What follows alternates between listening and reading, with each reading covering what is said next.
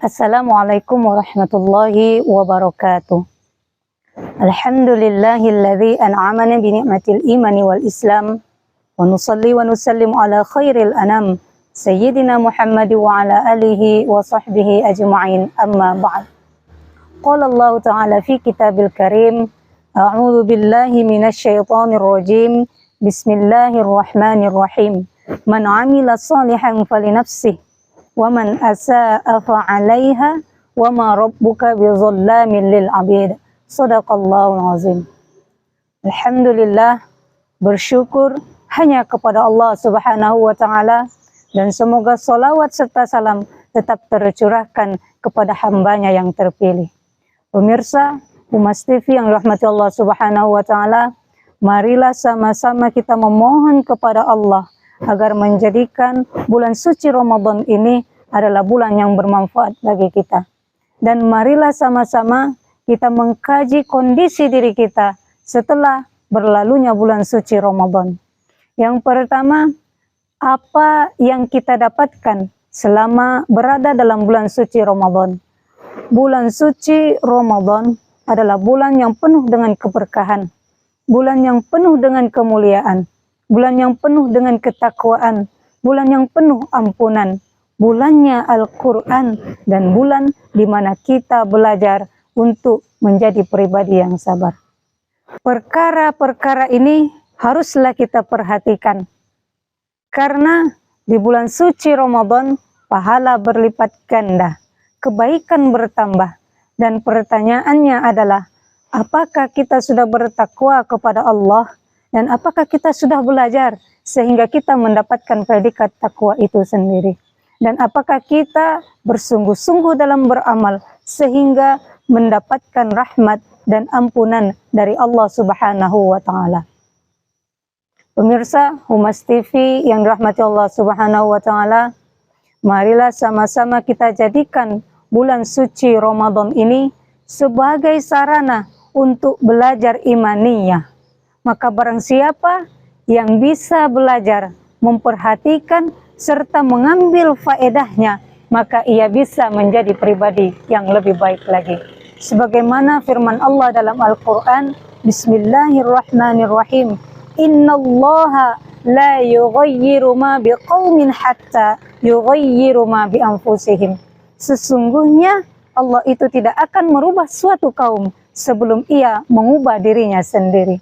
Pemirsa Humas TV yang dirahmati Allah Subhanahu wa taala, yang kedua adalah jangan menjadi seseorang yang merusak hasil rajutannya sendiri.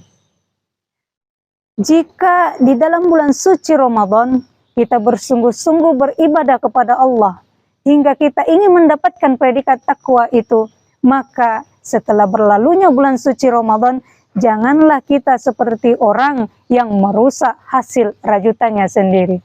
Hal ini layaknya kita kembali kepada kemaksiatan.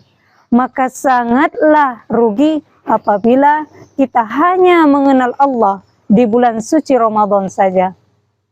Pemirsa Humas TV yang dirahmati Allah Subhanahu wa taala, sebagaimana yang telah terjadi bahwa setelah berlalunya bulan suci Ramadan, banyaknya orang-orang yang lalai dalam melaksanakan sholat wajib secara berjamaah. Masjid menjadi sepi, orang tidak lagi membaca Al-Quran, dan bahkan orang bersenang-senang berkumpul dengan orang yang bukan mahramnya. Dan apakah ini cara kita meninggalkan bulan suci Ramadan? Dan apakah ini merupakan ciri-ciri ibadah kita diterima oleh Allah Subhanahu wa taala? Pemirsa Humas TV yang dirahmati Allah Subhanahu wa taala, justru sebaliknya, hal ini yang membuat kita ingkar atas nikmat dan tidak mensyukurinya. Padahal kata Allah, la in syakartum la azidannakum. Ketika kita bersyukur, maka nikmat itu akan ditambah oleh Allah Subhanahu wa taala. Pemirsa Humas TV yang dirahmati Allah Subhanahu wa taala, yang ketiga adalah mari kita beribadah kepada Allah hingga ajal menjemput. Kita sebagai seorang hamba beragama Islam, sudah sepatutnya kita taat akan perintah Allah dan istiqomah dalam beribadah. Kata Nabi, "Qul amantu billahi tsumma istaqim." Katakanlah, aku beriman kepada Allah dan istiqomah. Pemirsa Humas TV yang rahmati Allah Subhanahu wa taala, apabila bulan suci Ramadan telah berakhir, maka kita bisa melaksanakan puasa sunnah seperti halnya puasa sunnah 6 hari di bulan Syawal, puasa sunnah Ayyamul Bid, puasa sunnah Arafah, puasa sunnah Senin Kamis, dan puasa sunnah lainnya. Dan jika sholat sunnah tarawih telah selesai, maka bisa kita tunaikan sholat sunnah lainnya seperti sholat sunnah duha, sholat sunnah tahajud, sholat sunnah tasbih, sholat sunnah rawatib, dan sholat sunnah lainnya. Dan membaca serta memahami makna Al-Quran tidak hanya di bulan suci Ramadan saja, akan tetapi di setiap hari, setiap saat, bahkan di setiap waktu kita bisa membaca Al-Quran.